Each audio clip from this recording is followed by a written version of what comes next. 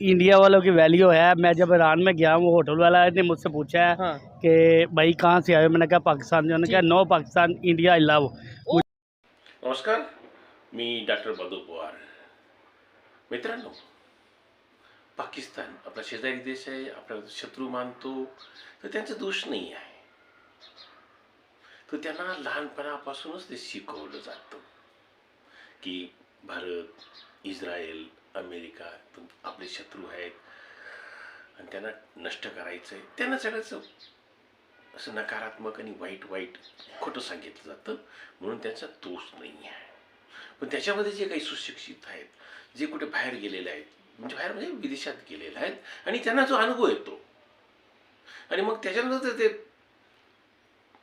पाकिस्तानची तुलना करतात, तो ते त्यांना ते खटकतं, जाणवतं. आणि विदेशामध्ये भारतीयांना जी प्रतिष्ठा आहे, भारतीयांबद्दलचे एक सन्मान आहे, आदर आहे, भारतीयांबद्दलच्या लोकांना विश्वास आहे, तो पाकिस्तान्यांबद्दल अजिबात नाही आहे. पाकिस्तान्यांना कवडीची किंमत देत नाही. त्यांचा पासपोर्ट पाहिल्यावरच त्यांना एक प्रकारे बाजूलाच काढलं जातं आणि एका पिढा आली, एका लूत लागलेल्या कुत्र्यासारखी त्यांची अवस्था होऊन जाते. आता बघा, आपण हे शोध चौधरी आहेत, पाकिस्तानी आहेत, त्यांचे व्हिडिओ पाहण्यासारखे असतात, ऐकण्यासारखे असतात. तर ते ग्रस्त आपल्या पाकिस्तानी बांधवांशी बोलत आहेत आणि ते आपण बघितलं, ऐकलं की आपण भारतीय असलं आहोत, याच्याबद्दल आपल्याला नक्कीच अभिमान वाटतो. आपण चला व्हिडिओ बघूया. धन्यवाद. इंडिया वालों की वैल्यू है। मैं जब ईरान में गया, वो होटल वाला ने मुझसे पूछा है हाँ। कि भाई कहाँ से आए हो, मैंने कहा पाकिस्तान से। उन्होंने कहा no Pakistan India I love. मुझे बहुत बुरा लगा। थाईलैंड ने ये बोला है कि इंडिया के लिए वीज़ा की जरूरत, इंडियंस के लिए वीज़ा की ज़रूरत ही नहीं, वो बगैर वीज़ा के लिए 6 माह के लिए ऑलमोस्ट ये उन्होंने अपॉर्चुनिटी दिया कि बगैर वीज़ा के आप वहाँ पे आए तो हैं। सारा दिन ना हमारा तो यही होता है कि हमारा ओढ़ना बछोड़ना इंडियन के साथ है। उनके ख्वाबों में हम ड्रामे देखते हैं, हाँ। गाने सुनते हैं और सुबह होते ही हम नारा लगाते हैं कि इंडिया को ख़त्म कर देंगे। ये ना वो ख़त्म होगा ना हम ख़त्म होंगे। हाँ। हमने भी रहना है, उन्होंने भी रहना है। आपसे वही तो बात कर रहा हूँ, आप जज्बाती होकर बात कर रहे हैं, मैं आपको कह रहा हूँ आप अपना कंपेयर कर रहे हैं इंडिया के साथ। आप अपने आप को इंडिया के साथ कंपेयर नहीं करें। वो बहुत स्ट्रॉन्ग इकॉनमी है। आपकी जीडीपी कहाँ खड़ी हुई है, उनकी जीडीपी कहाँ पे है, उनकी बजटिंग कहाँ पे है, उनका ओवरऑल इन्फ्लेशन कहाँ पे है, हमारी इन्फ्लेशन का। हम उनके एज अ रेशो बात करें तो हम तो उनसे कम्पीट ही नहीं करते। हम अपने आप को कम्पीट करना, हम अफगानिस्तान में कम्पीट कर लें। कि मैंने बीएससी इंजीनियरिंग की तो हम गए थे थाईलैंड पढ़ने के लिए। ठीक है। हमारे जो दोस्त साथ थे वो कर्नाटका से थे, वो इंडियंस थे। ठीक है। तो हमें बड़ा हुआ ताज्जुब कि ये हमें पढ़ा रहे हैं, तो ये हमसे ज़्यादा क्यों है। तो उसने बताया कि उसने बीएससी के बाद एमफिल, एमएससी की, एमफिल किया और उसने पीएचडी की। उनके पास मौके हैं। हमारे यहाँ कन्वर्शन रेट जो बीएससी इंजीनियरिंग के बाद, मैं अपने शोबे से बता सकता हूँ कि एमफिल का रेट 2% है और पीएचडी का 1% है। इवन सऊदी अरब की अगर बात करें या गल्फ कंट्रीज की बात करें, उन्होंने बोला था कि 90% जो यहाँ उनके वहाँ पे बेकारी हैं वो पाकिस्तान से जा रहे हैं। और ये मैं अपने पास से नहीं कह रहा, किसी का दिल हो तो क्या नहीं। आपका दुबई ने आपको मल्टीपल सिटीज के जो है वो पासपोर्ट बैन किए हैं। उन्होंने कहा जी इन लोगों का वीज़ा नहीं लग सकता। जी, पाकिस्तानियों का, पाकिस्तानियों इस्लामिक कंट्रीज हैं, पाकिस्तान की मल्टीपल सिटीज़ के। ठीक हो गया। उनकी वेबसाइट पेजेस पे हैं। अब वो लॉ जो दुबई या सऊदी गल्फ में अप्लाई करना पड़ता है उनको अपनी डेट ऑफ बर्थ और अपना एरिया चेंज करना पड़ता है। तो बिरला कंपनी का, ठीक है। अब बिरला कंपनी इंडिया की बहुत बड़ी है, मगर उन्होंने अपना एक खास हेड रखा हुआ है एजुकेशन के लिए। वो लड़के वेब पे बैठते हैं, उनसे अभी मैं बात करना चाहूँगा तो वो मुझे क्वेश्चन का रिप्लाई भी देंगे कि आप पाकिस्तान से बैठ के। हाँ जी, वो उनके लिए एक इंजीनियर है जहाँ से भी हो। No Pakistan I love India. हमारा दिल दुख गया है, ये पाकिस्तान ये हाल हो गया।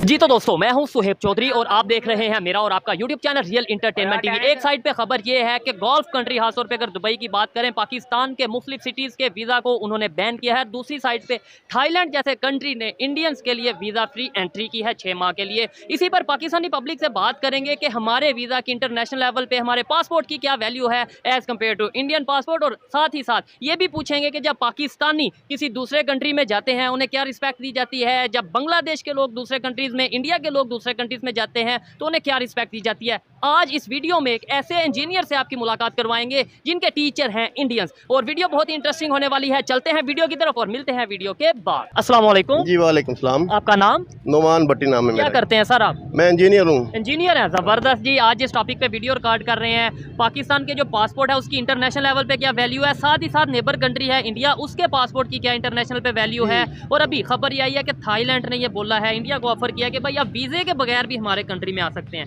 पाकिस्तान से स्टार्ट करेंगे, क्या कहना चाहेंगे? मैं पहले तो कहूँगा आगाज़ हम पाकिस्तानी पासपोर्ट की इंटरनेशनल लेवल पे तो कोई वैल्यू नहीं है।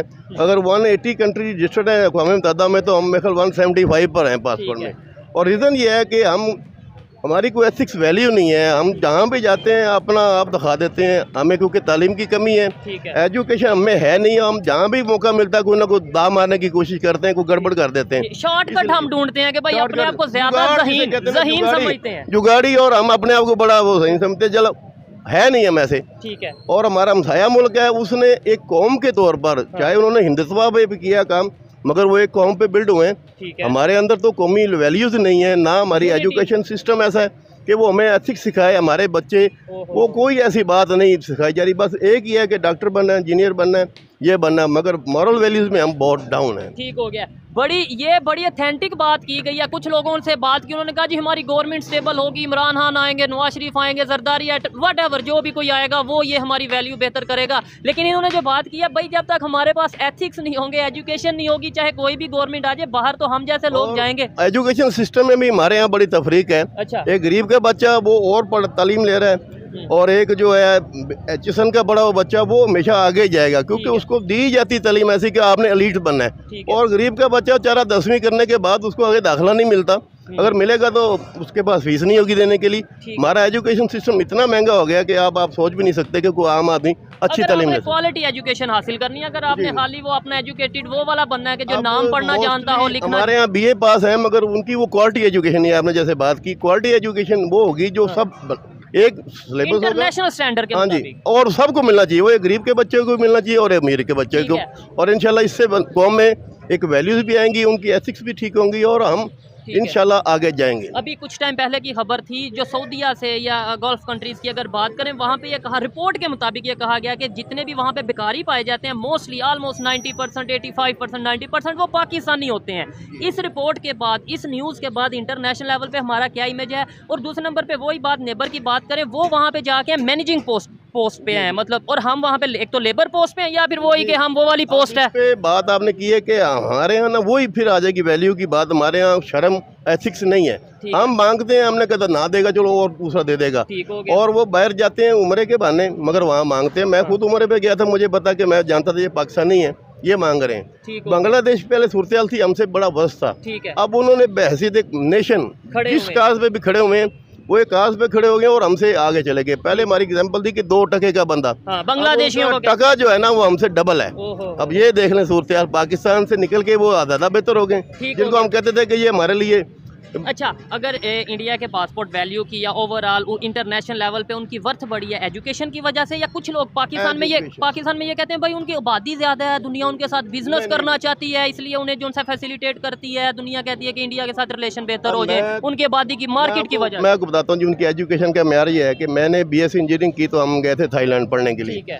हमारे जो दोस्त साथ थे वो कर्नाटका से थे, वो इंडियंस थे। ठीक है।